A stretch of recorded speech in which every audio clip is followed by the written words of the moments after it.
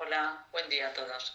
Soy Cristina Pinín, médico del Centro de Salud y ahora responsable de la emergencia de coronavirus para Salcea de Caselas.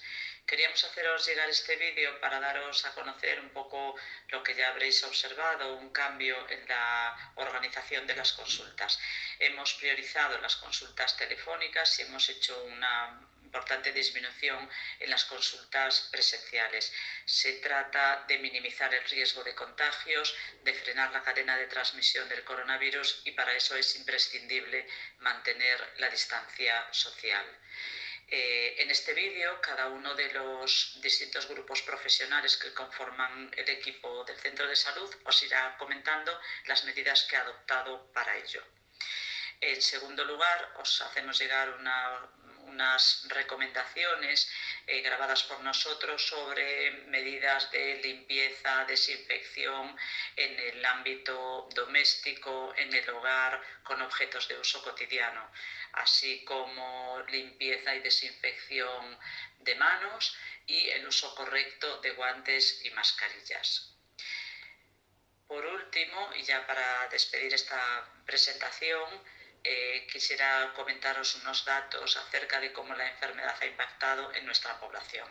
Primero me refiero a los centros para la tercera edad, los centros de personas mayores que tenemos ubicados en Salcea de Caselas, que como sabéis son Simará y Castrolar.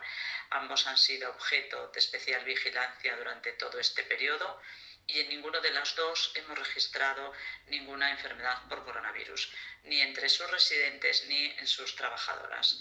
Felicitamos por ello a las directoras. Entendemos que tanto ellas como sus trabajadoras han hecho un buen trabajo y gracias a ello son estos resultados.